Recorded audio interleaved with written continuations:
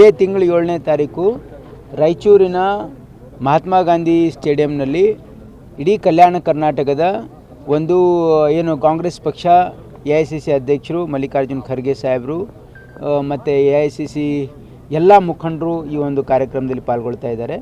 ಇದು ಒಂದು ಪ್ರತಿಭಟನಾ ಸಮಾವೇಶ ಇದೆ.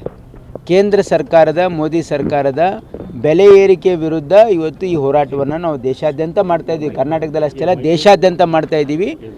11 ಗಂಟೆಗೆ ಬೆಳಗ್ಗೆ 7ನೇ ತಾರೀಕು ಮಹಾತ್ಮ ಗಾಂಧಿ ಮೈದಾನ ರಾಯಚೂರು. ಇಲ್ಲಿ AICC ಅಧ್ಯಕ್ಷರಾಗಿರ್ತಕ್ಕಂಥ ಮಲ್ಲಿಕಾರ್ಜುನ್ ಖರ್ಗೆ ಸಾಹೇಬರು ಮತ್ತು ಮಾನ್ಯ ಮುಖ್ಯಮಂತ್ರಿಗಳಾಗಿರ್ತಕ್ಕಂಥ ಸಿದ್ದರಾಮಯ್ಯನವರು ಮತ್ತು ನಮ್ಮ KPCC ಅಧ್ಯಕ್ಷರಾಗಿರ್ತಕ್ಕಂಥ DK ಶಿವಕುಮಾರ್ ಅವರು ಮತ್ತು ನಮ್ಮ AICC ಪ್ರಧಾನ ಕಾರ್ಯದರ್ಶಿಗಳಾಗಿರ್ತಕ್ಕಂಥ ಸುರ್ಜೇವಾಲಾಜಿಯವರು, ಈ ಭಾಗದ ಎಲ್ಲ ಮುಖಂಡರು, ನಮ್ಮ ಸಚಿವರು, ಶಾಸಕರು ಮತ್ತು ಎಲ್ಲ ನಮ್ಮ ಹಿರಿಯ ನಾಯಕರು ಈ ಒಂದು ಕಾರ್ಯಕ್ರಮದಲ್ಲಿ ಪಾಲ್ಗೊಳ್ತಾ ಇದ್ದಾರೆ. ಎಲ್ಲ ಕೌಂಟ್ರೆಲ್ಲ ಅವ್ರದ್ದೇನಾಗಿದೆ, ಅವರು ಜನಾಕ್ರೋಶ ಅಂತ ಯಾಕೆ ಮಾಡಿದ್ದಾರೆ ಅಂತ ನನಗೆ ಅರ್ಥ ಆಗಲಿಲ್ಲ. ಯಾಕಂದರೆ ನೋಡಿ, ನಮ್ಮ ಸರ್ಕಾರ ಯಾವುದು ಬೆಲೆ ಏರಿಕೆ ಮಾಡಿಲ್ಲ. ನಾವು ಬೆಲೆ ಏರಿಕೆ ಮಾಡಿದ್ದು ಒಂದೇ, ಏನು ಹಾಲು. ಎದಕ್ಕೆ ಮಾಡಿದ್ದೀವಿ? ಸರ್ಕಾರಕ್ಕೆ ಬೆನಿಫಿಟ್ ಆಗಲಿ ಅಂತಲ್ಲ, ರೈತರಿಗೆ ಹಣ ಕೊಡೋದಕ್ಕೆ. ಏನು 4 ರೂಪಾಯಿ ಜಾಸ್ತಿ ಆಗಿದೆ, 100% 4 ರೂಪಾಯಿನೂ ಕೂಡ ನಾವು ರೈತರಿಗೆ ಕೊಟ್ಟಿದ್ದೀವಿ.